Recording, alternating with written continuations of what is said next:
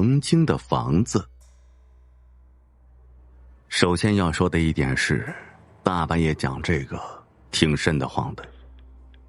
我家呢，原先住在一个2层的小楼里，我也不记得那是什么建筑了，不是洋楼，砖房，独门独院。这个呀，是我们镇子上的老楼了，原先好像是政府什么大官住的。这栋房子原先的主人跟我们是邻居，那时候我爸妈还没有从奶奶家分出去，奶奶家就一直住在那房子的后面。爸妈听说那间房子要卖，当时呢自己是有点积蓄的，就惦记着把那房子给买下来，离奶奶家也近。房主人和他媳妇儿倒是挺乐意的。据说呀，这房子有古怪，跟前的人都说那地方不干净。那个时候谁信这个呀？便宜就行。但是他们家有个老太太，怎么也不肯。儿子苦口婆心的劝，加上我爸又托人找关系，终于买下了。但是老太太上了一股子邪火，加上本身就是身体有病，这么一起一着急，就病倒住院了。好像过了几个月，就这么与世长辞了。那房子单单从造型上就很古怪，那一排2层小楼都是一批建成的，房型都是一样子的，就这房子特殊。这间房子比其他的要大上半个左右，别人家都是2户1院，就他是独门独院。更奇怪的是，房子的门放在了后面，也就是说你进了院子，要从院子绕一圈才能进到屋子里，穿过一口老井和密密麻麻的藤蔓。我就觉得那是哪个剧组要在这拍鬼片了，都不用布置。屋子里的墙皮呢是呈现灰色的，一股老院子独有的刺鼻味道。我操，一提起那房子，我汗毛都起来了。剧透一下，那房子现在都没扒，一直空着呢。我们在那房子住了能有1年多吧，忘记什么时候了，就记得是演这个《侠客行》电视剧那年。接下来我们要进入正题了。住进房子以后，就开始怪事儿不断了。首先呢，是半夜的时候总听到楼下翻东西的声音。我们楼上是卧室，头几次我爸还以为是闹了贼了，下去找了好几次都没事儿，又以为是闹耗子，下了耗子药也不管用，每天晚上还是叮咣叮咣的翻着东西，而且东西呀明显被挪动过地方的。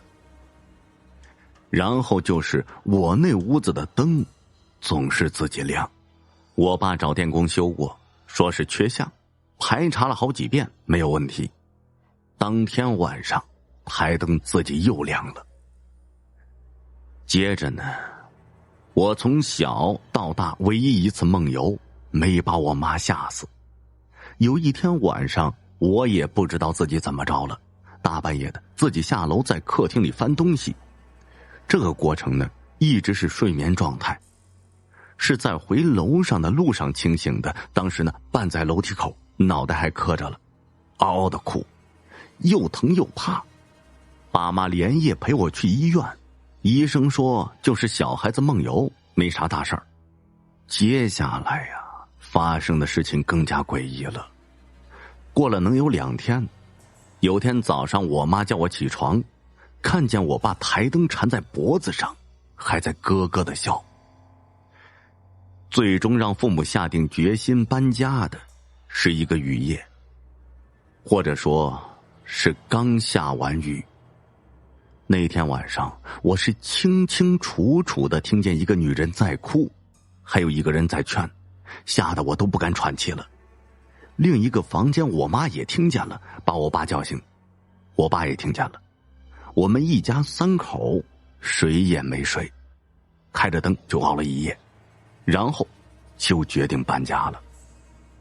其实这么闹也找大仙儿给看过，说房子确实不干净。那咋办呢？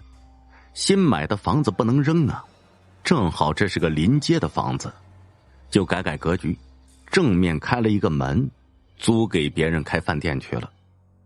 那时候服务员一个月才挣400块钱左右，老板共吃共住，吃呢就吃剩饭剩菜，睡觉就睡在2楼地铺。那个饭店没开多长时间，换了8、9个服务员，都说晚上在2楼睡觉总能听见有人在说话。服务员干不长，这饭店的生意也就不好，总是出事儿，不是有人喝多了闹事儿，就是丢东西丢钱。那家饭店没多长时间就关门了。然后房子又租出去，也是开饭店，开一家黄一家，最后实在不行就空着，一空就是4、5年。那房子后来被我爸当了仓库，这跟前的小孩呢都不敢去那玩，没想到我们家就成了别人童年的噩梦了。后来我们家搬迁，那栋房子连着后院奶奶家的房子给了不少，我们搬到了一个小区。你说呀，那个开发商也够倒霉催的，附近的房子都扒了，就这个房子留着，说这个房子比较大，留给民工当宿舍。都说呀，民工大老爷们火气旺，都是扯淡的。我也是听我爸他们呢吃饭唠嗑的时候说的，说那房子又出事儿了，好像哪个民工半夜抽了邪风，具体怎么回事不清楚了，再也没有人敢住那房子，因为工程还没有进行到那儿，那间房子迄今为止还孤零零的立在路边上。每次放假回家都会路过它，我都不敢瞅它，夜晚晒衣。小英，快点把阳台上晾晒的衣服收回家，天很快就要黑了。每当晚霞染红天边的时候，若母亲手上没有事情忙碌，便会自己把衣服收回家的，折得整整齐齐的收进柜子里。倘若母亲正有事抽不开身，便会喊女儿萧音把衣服收回来。有时候萧音手上也有事走不开，母亲便会不停的一遍又一遍的喊她，催促她快点收。这不，母亲跟催命似的催促。好啦，催命一样，我有事在做，就不能等一等，烦死了。萧音怒气冲冲的跑到阳台，阴沉着脸，郁闷的收着衣服，心里似乎有一团火在熊熊燃烧，一时没有地方发泄，恨不得把衣服扯得稀巴烂。让你收几件衣服，就这样跟我大呼小叫的，你这死孩子！就是我平时惯的，一点事情就生气，你懂得什么呀，死丫头！母亲听到萧音的牢骚，也是如爆竹一样，一点就着，丢下手里的事情，跑来就是一顿训斥。不就几件衣服吗？收晚了就收晚了，还能破了咋的呀？掉了呀？还是咋了的呀？都是不值钱的衣服，掉了就掉了呗，有什么好了不起的呀？萧音呢也是不甘示弱，嘿，要是母亲有理，我无话可说，嘿，可是这么一件小事，母亲至于这么小题大做，跟催命似的吗？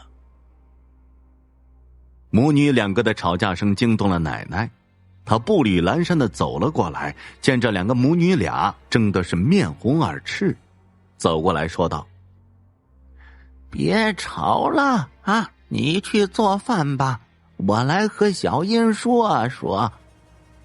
奶奶做和事佬，妈妈呀也不再多说什么了，只是嘟囔了句：真是越大越了不得了，学会和我顶嘴了哈，长本事了他。小音瞄了一眼母亲，第一次觉得母亲就是一个头发长见识短的家庭妇女，整天就知道围着家务活转。哼，我妈真是无聊极了。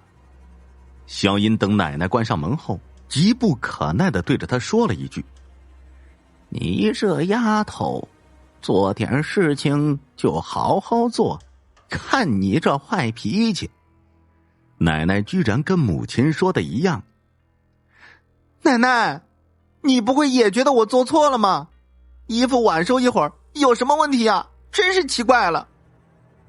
小英更加觉得无法沟通。你别急啊，奶奶呀，跟你说个事儿。在奶奶很小的时候，大约7、8岁吧，那个时候我的父母都要忙着农活，早出晚归，只有哥哥姐姐在家里看着我们。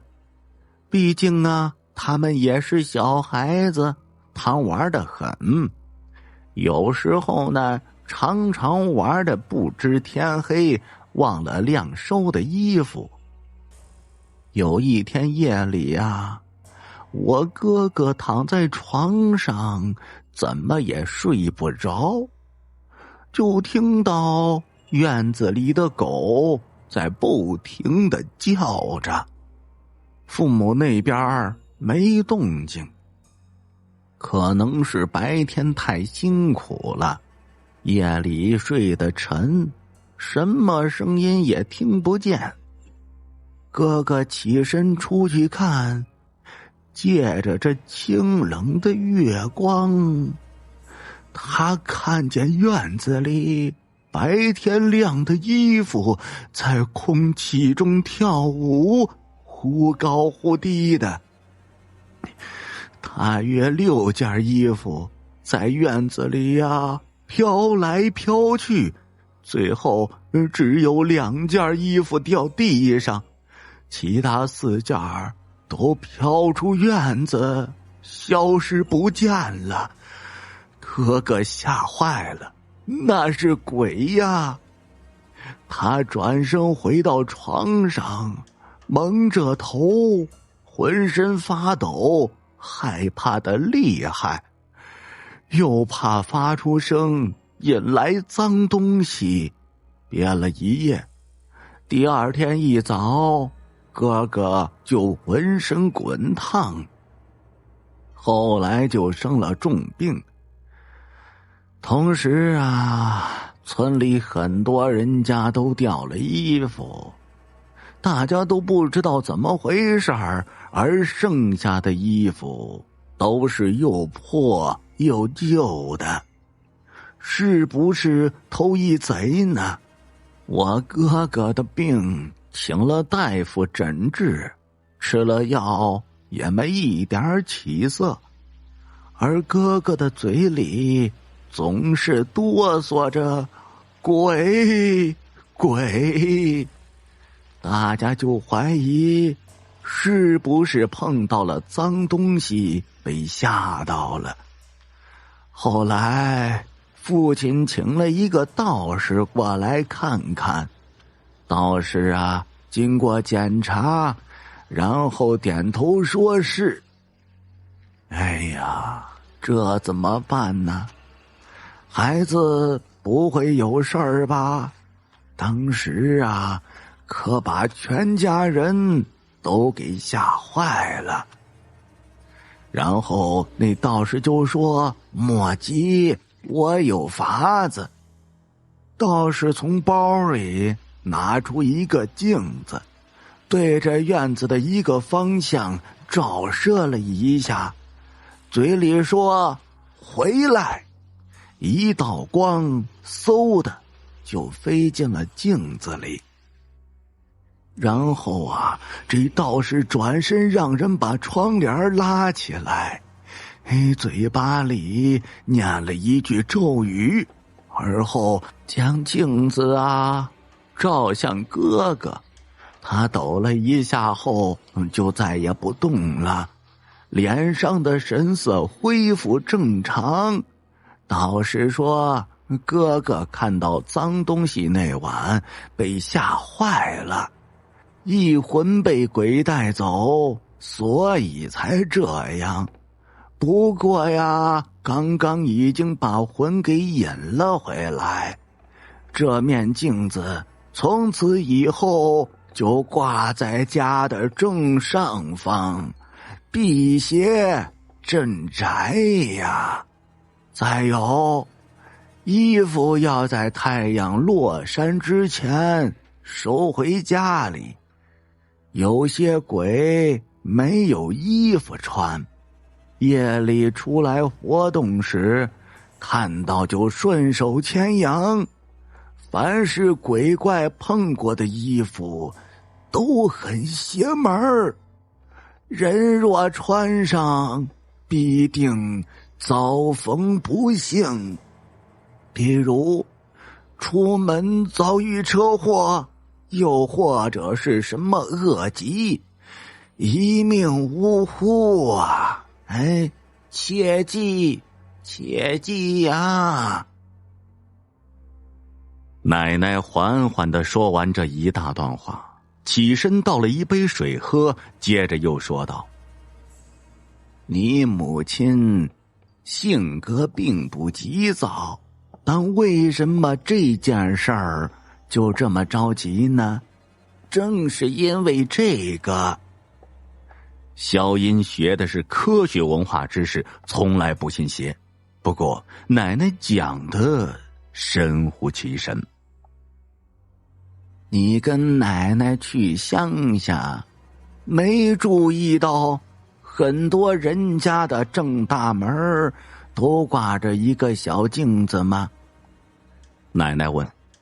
萧音在脑子里细细的回想，确实是有。难道就是……萧音立刻就明白了。这世间很多玄妙的东西是科学无法解释的，但确实在生活中真实存在着的。打那以后，萧音在这件事情上变得十分的积极。村里的老房子。小时候在农村，每到星期天晚上，我们几个朋友就约好出去玩，不像现在的小孩有手机有电脑。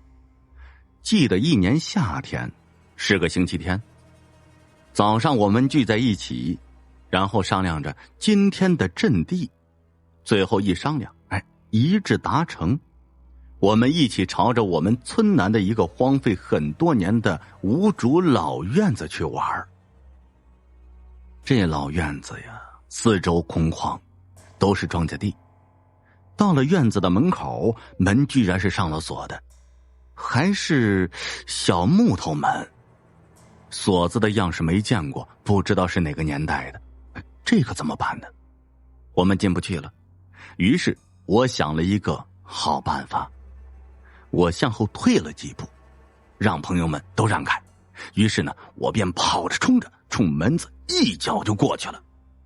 锁子没开，但是呢，木头门已经下坠下来了，刚好我们几个可以钻进去。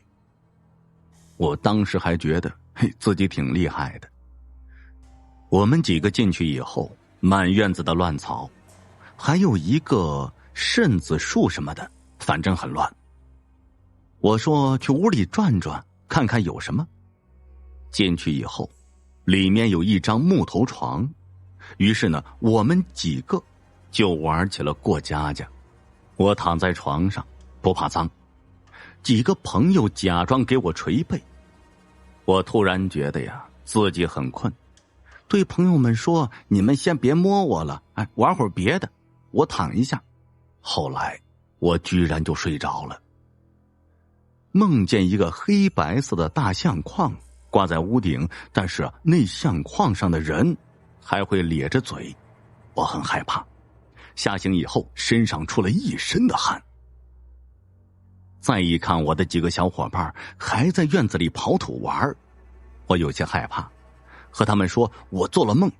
他们胆子都比我大，几个人回去以后就约好了下午带着武器来抓鬼。下午的时候呢，我们又聚在了一起，我拿了个铁棍子，其中一个朋友家庭好，拿着过年剩下的炮仗。我们钻进老房子以后，决定用炮仗把炮仗放在我睡的床上，点火，啪的一声，觉得很过瘾。但是呢，当时谁也没有觉得这炮仗的响声不太对头。放了一会儿，没有炮仗了，便觉得没意思了，就回家了，因为还要写作业。到了晚上，我就开始发烧了，38度，也不算厉害。吃了药第二天就好了，但是到了晚上又开始发烧。我妈也奇怪，这为什么一到晚上就发烧，白天就好好的呢？于是呢，去医院给我看病，也没看出来啥，开了些药。好几天过去了，但还是那样。一到晚上我就发烧，问的医生也多了，不知道是哪里的事儿，最后实在没办法，得去看虚病。我和我妈从小卖铺买了些贡香和黄纸，去了神婆家里，说我招惹上东西了，但是神婆却让我们拿着贡香去找别人，说她呀看不了这事儿，说大不大，说小不小。后来也是听别人说的，有人晚上从那旧房子经过的时候，看见那个院子里灯火通明，都是灯笼。最后实在是没办法了，因为是农村，也不知道找谁了。最后干脆啥也不看了，药也不吃了。又过了1个多月，慢慢的，我自己晚上就不发烧了。也许是对我的惩罚完了吧，直到现在，大概过去了不到20年的时间，我在做梦的时候一直都很灵验，而且运势一直不好，头脑整天昏昏沉沉的，和做梦一样。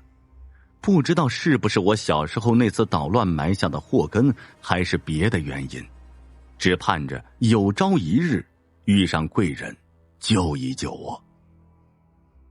发生在身边的灵异之事。之前我说我不大相信鬼，可能也是我没有见过，但是我从小到大发生在我身上的诡异之事还是有不少的。目前我现在对于鬼神呢，还是半信半疑，但至少信比不信好。我觉得这每一个人一出生就拥有属于自己的命格的，对应相应的五行，以及一个属阳属阴的说法。阴气越重的人，见鬼招鬼的几率也就越大。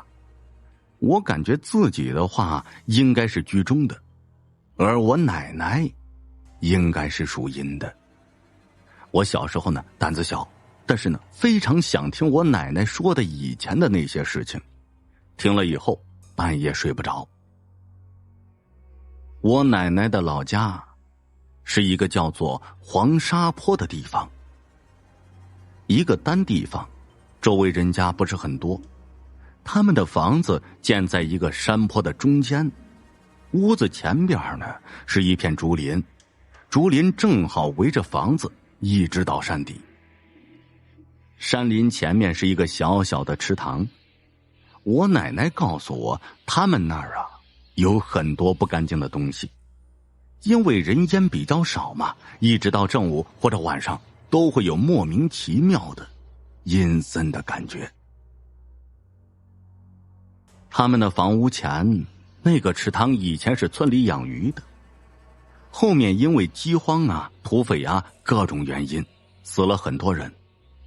后来村里还是打算把这个池塘给利用起来，前前后后有好几个人来池塘旁边的小屋子守过鱼。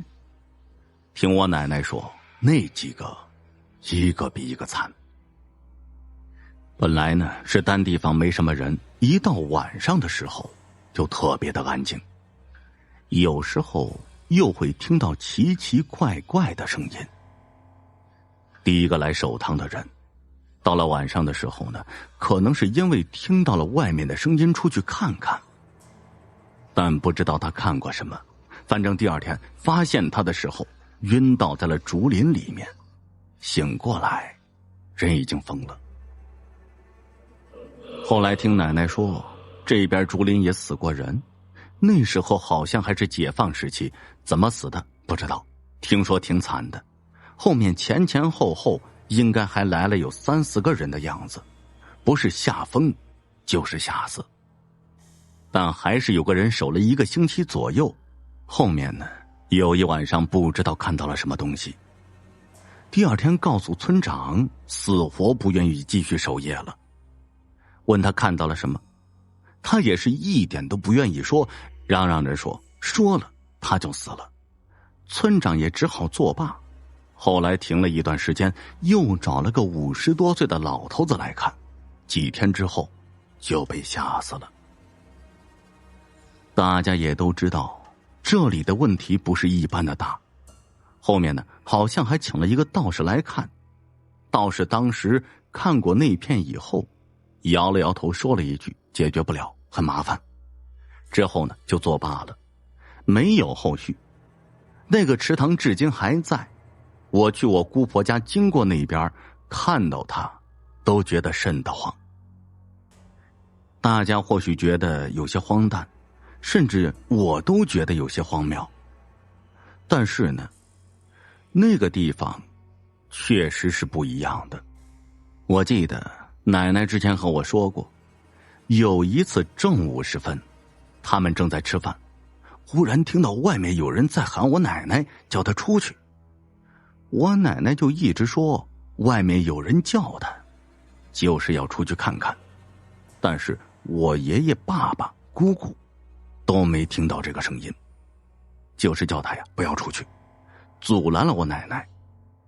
后来奶奶醒了，才明白是被鬼迷住了，给我说要不是拦着，她说不定就死了。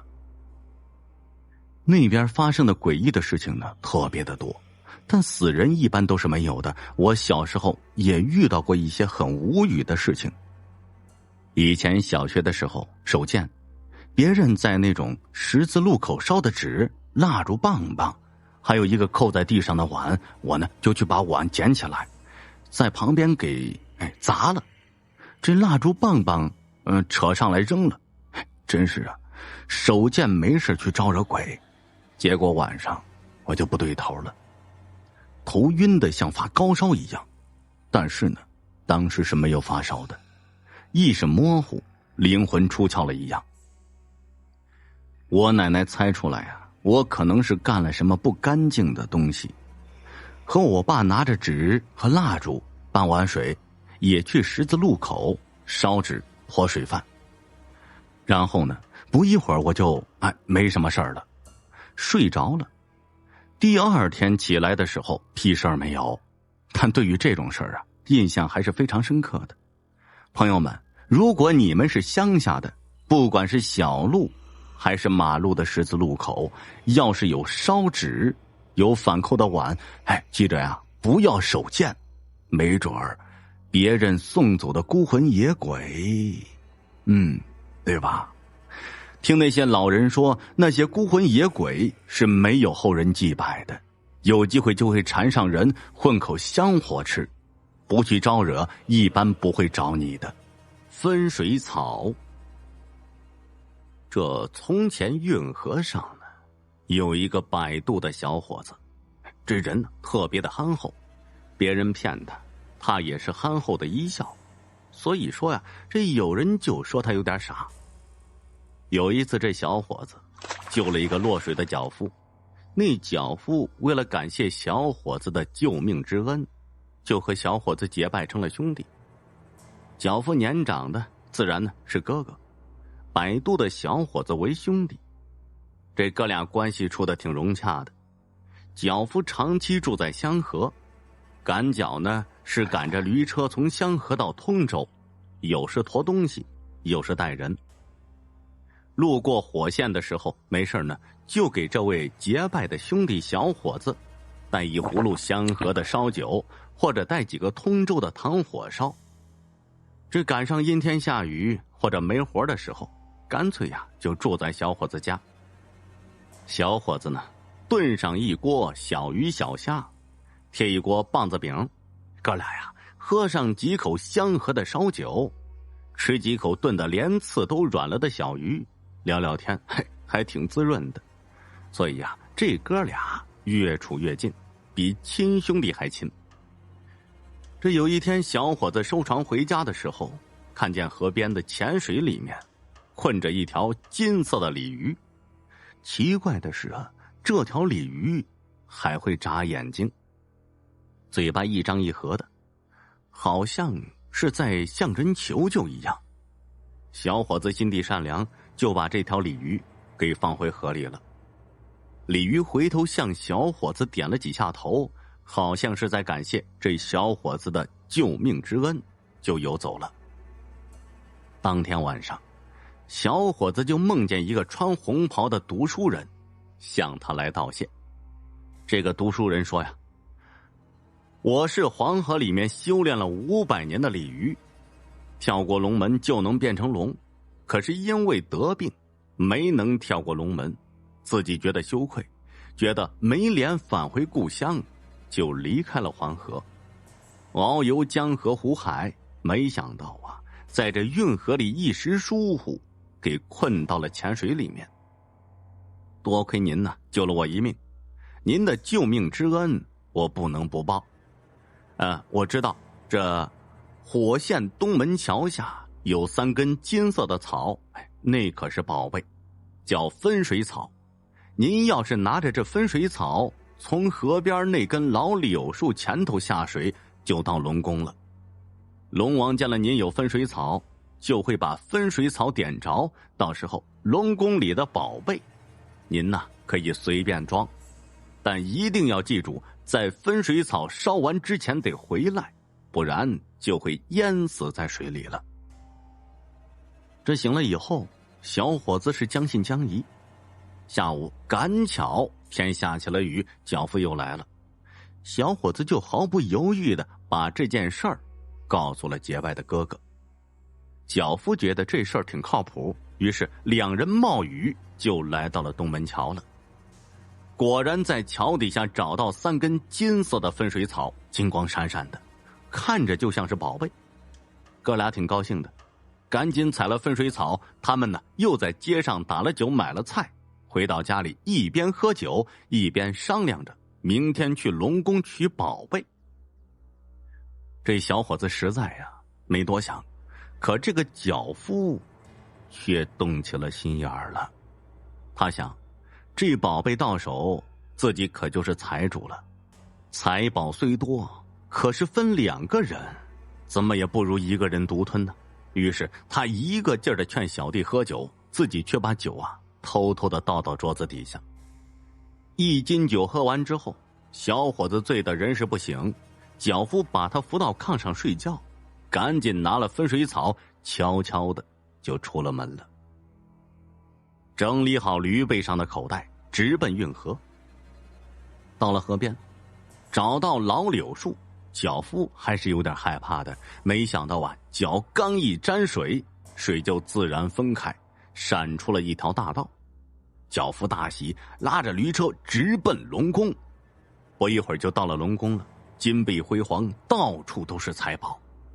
龙王看见脚夫拿着分水草，对他还挺客气的，拿过一个紫金色的香炉，把分水草插到香炉里点着了，顿时整个龙宫是异香扑鼻。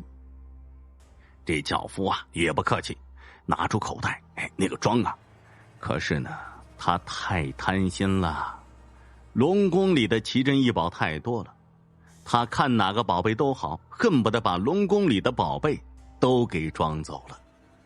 眼看分水草快烧完了，他才发觉不好，赶忙把口袋放到驴身上，急急忙忙从原路往回赶。可这东西呀实在是太多了，驴根本就跑不起来。好不容易看见老柳树，分水草也烧完了，两边的水一合，脚夫和驴连泡都没冒，就淹死在运河里了。这小伙子呀睡了一觉，酒也醒了，一看结拜的哥哥和分水草都没了，连忙赶到河边。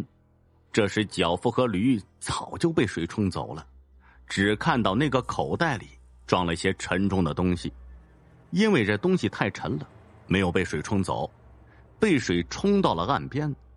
小伙子就把这口袋金银财宝带回了家里，从此呢过上了丰衣足食的生活。见钱眼开又贪心的脚夫本想着独占这笔金银财宝，却没想到啊，送了自己的性命。所以在这人世间，我们要明白一个道理，自己该得的东西我们去拿，不该得的千万不能动。亡魂唱戏大亲夫。解放前，我们村子里呢，时常会有草台班子来唱戏。世道乱，人都过不下去，很多有点能耐的人就组建一个草台班子，走街串巷，挣点糊口钱。其实这村子里的人呢，也都不富裕。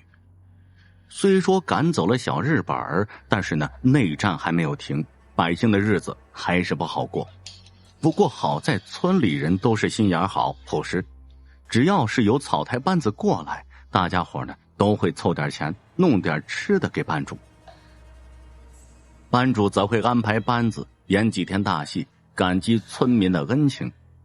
这种大戏呢，一般是到晚上才唱。一是白天演员们呢要练活搭台子，二是村民们白天要去地里干农活的。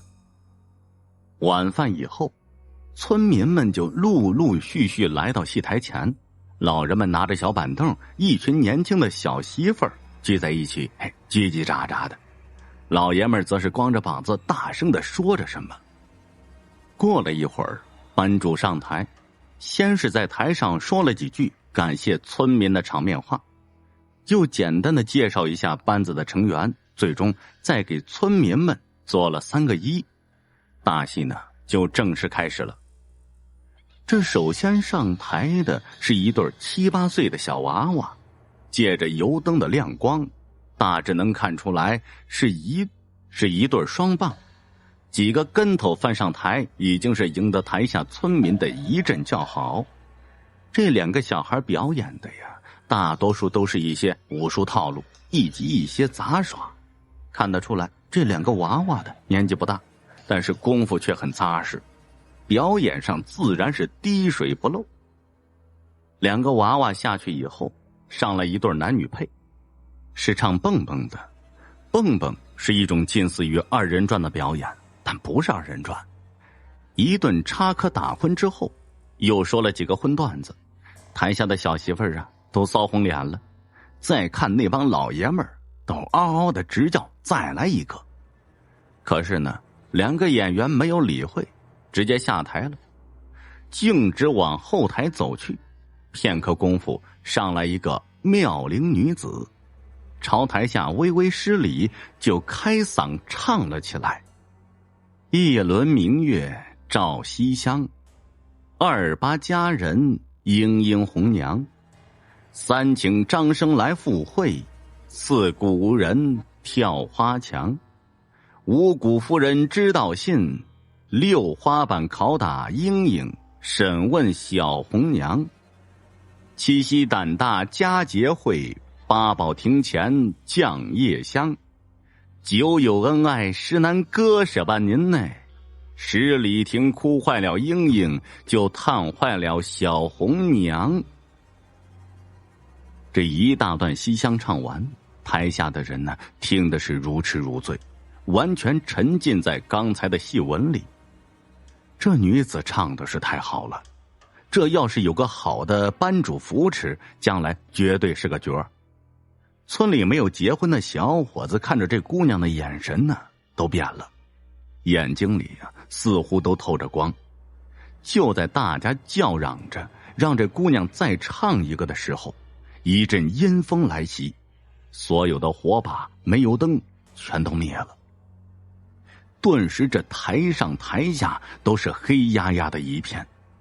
好在片刻之后，班主组织人把煤油灯啊、火把呀都点亮了。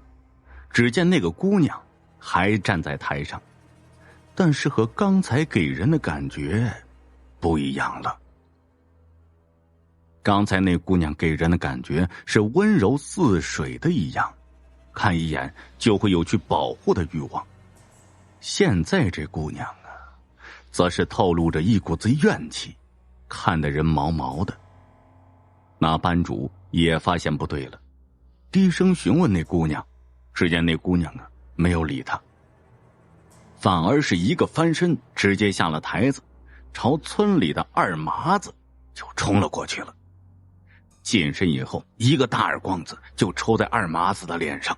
这一下，二麻子就懵了，班主也懵了，所有人都懵了。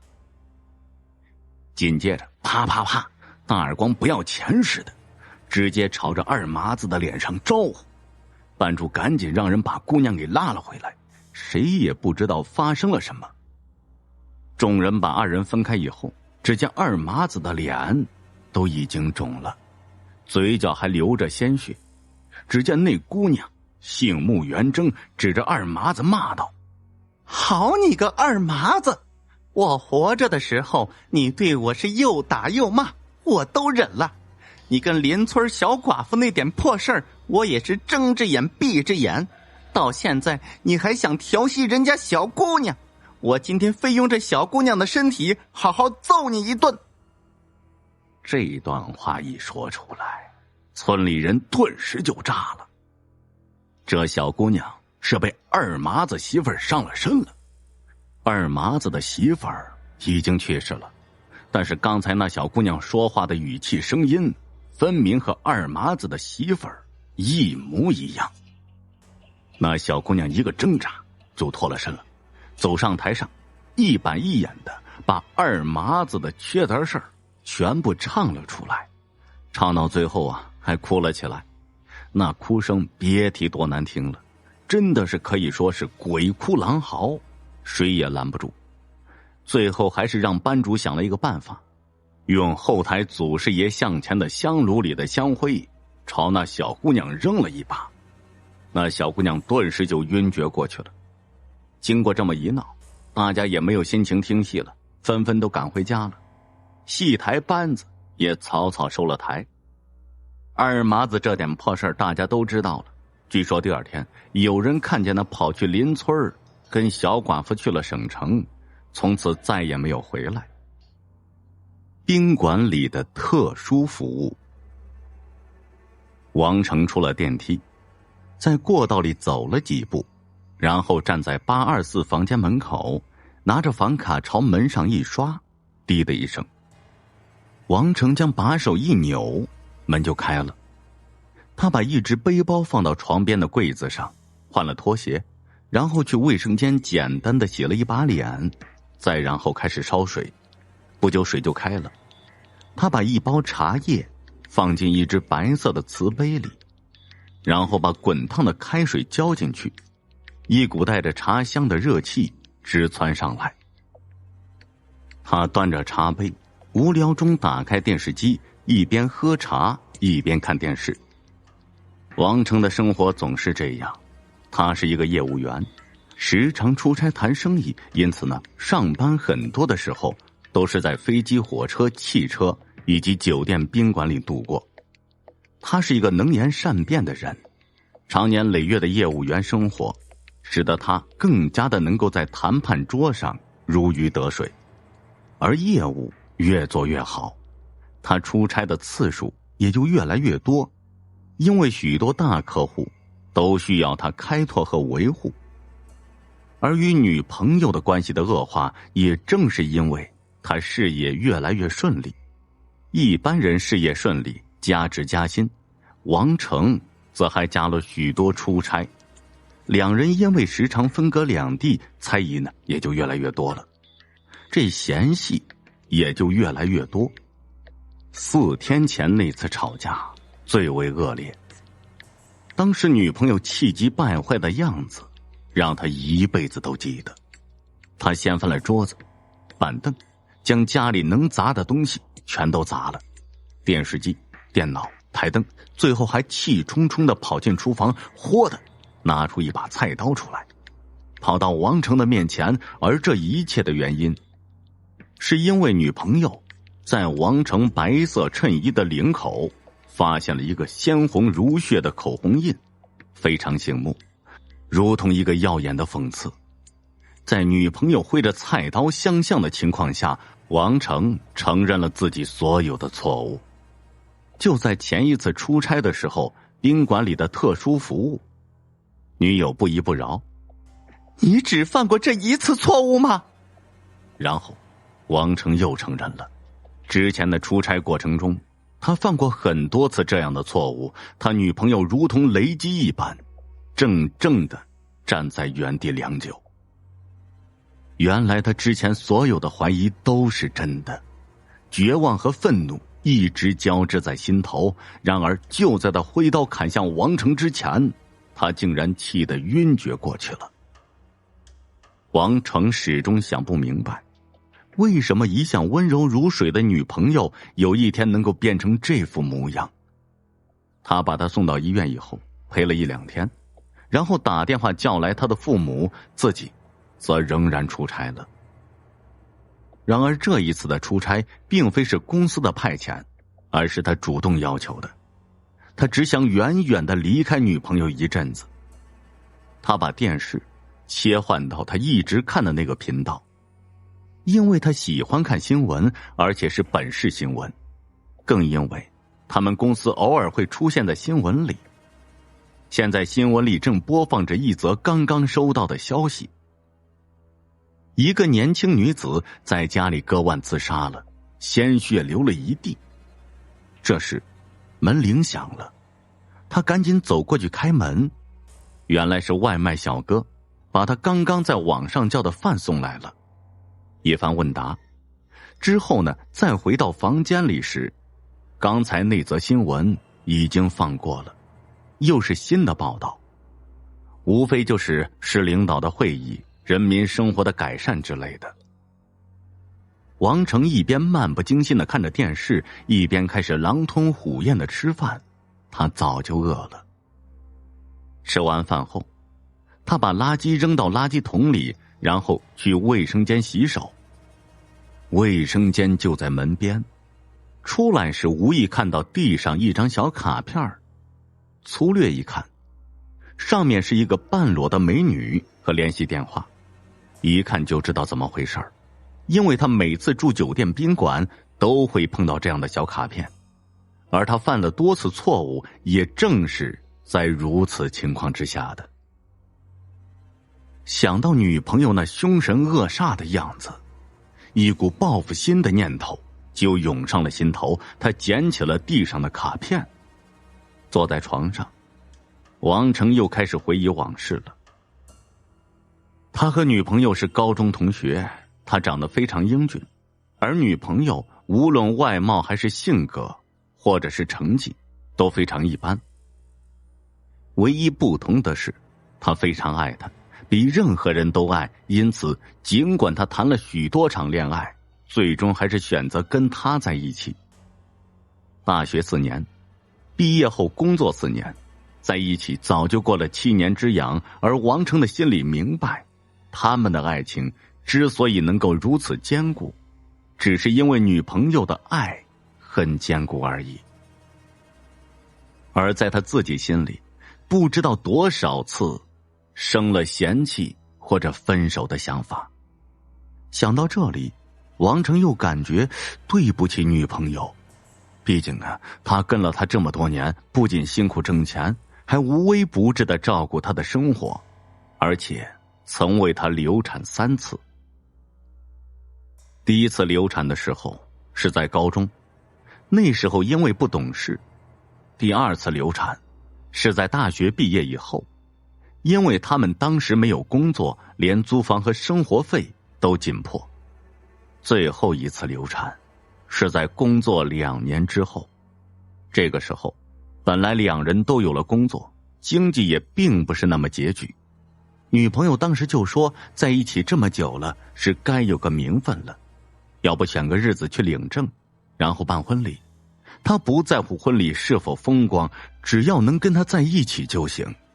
更因为要给肚子里即将出世的宝宝一个美满的家庭。王成呢，当时正和一个年轻的女同事打得火热，自然不会同意结婚的，而且害怕女朋友会拿肚子里的孩子来要挟他，所以威逼利诱让他去堕胎。借口一大堆，无非是他们的经济条件虽然好了一点，但房子是租的，车子还没有。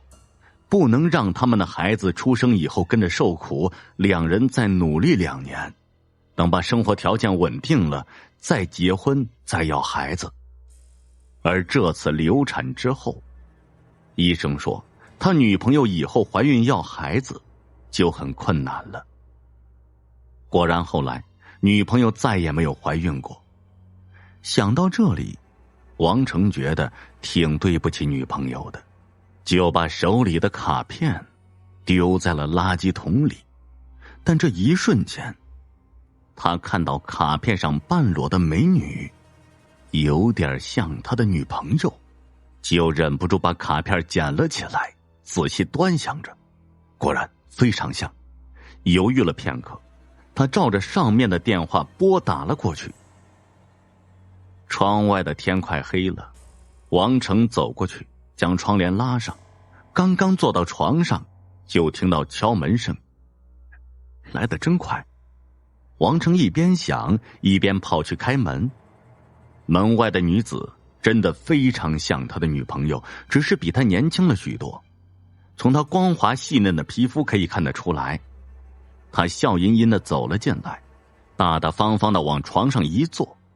王成也坐在他的旁边，两人聊了一会儿。女子把手伸到王成的领口。就在这个时候，王成闻到他手指上散发的奇异幽香，这香味儿让他昏昏欲睡。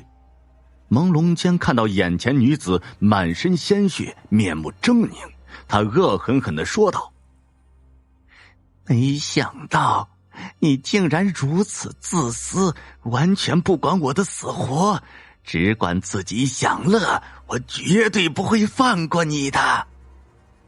王成想起刚才没有看完的那则新闻，说道：你是小燕？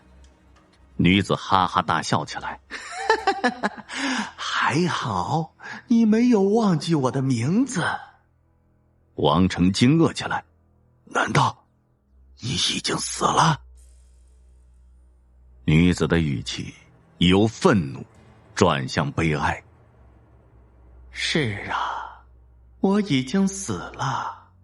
你是不是非常开心？这样一来就没有人管你了，你想怎么胡来就怎么胡来。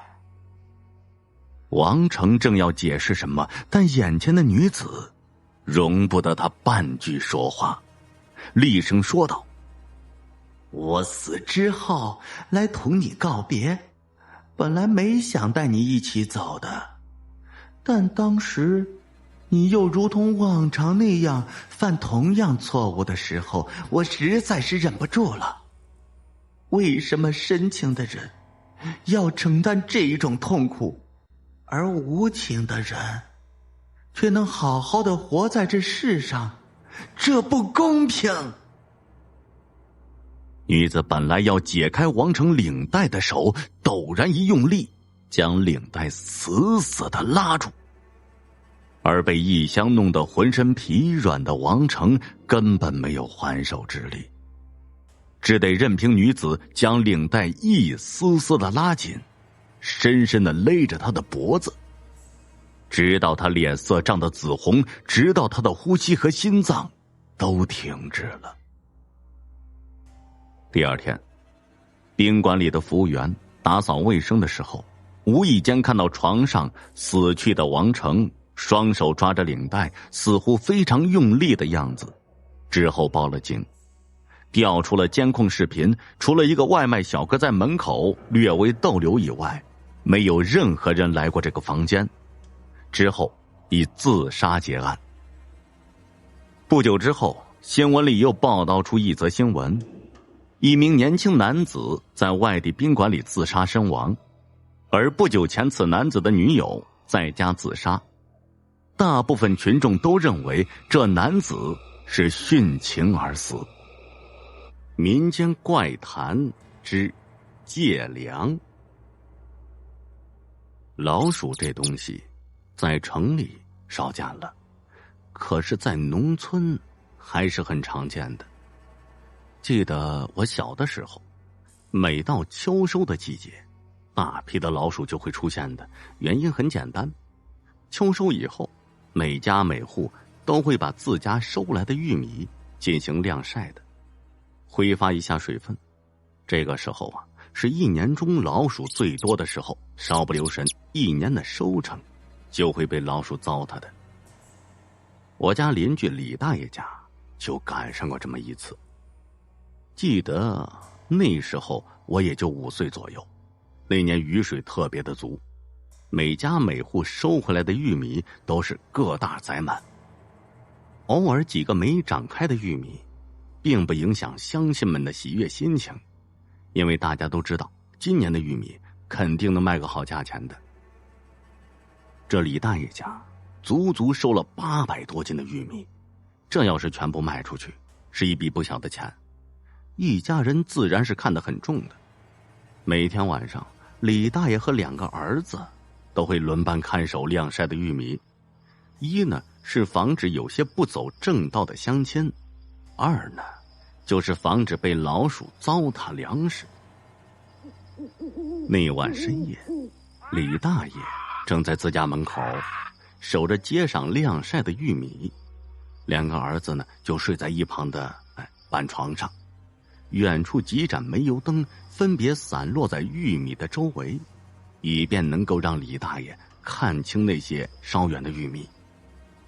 这人一上了岁数就爱打盹儿，李大爷抽着旱烟，迷迷糊糊就觉得远处有个人影朝自己走过来了，顿时呢就打起了精神，仔细一看，确实有个长发的女子朝自己这边过来了。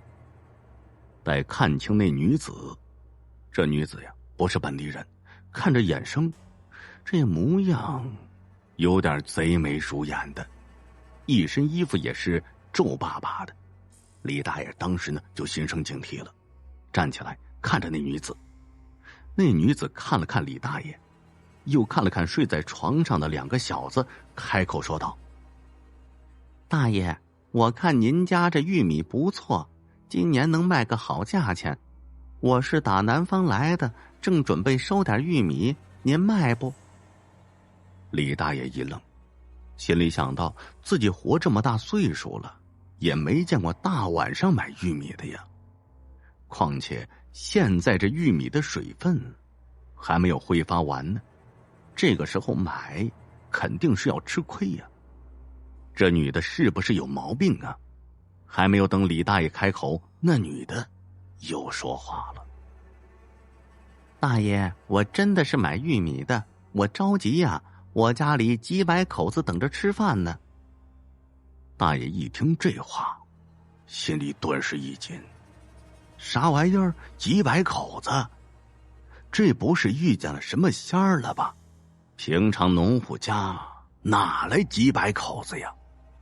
李大爷呢没敢多说什么，挥了挥手说道：不好意思啊，我家的玉米不卖，还留着自家吃呢。那女子呢转了转眼珠子说道：大爷真会开玩笑，您家才几口人，哪能吃这么多呢？我看呐，您就卖给我吧，您看我这还带着钱呢。说完呢，就从口袋里掏出来几毛钱。李大爷一看就有点生气了，这大半夜的你就拿我这老头寻开心呢？你这几毛钱能买我几百斤玉米？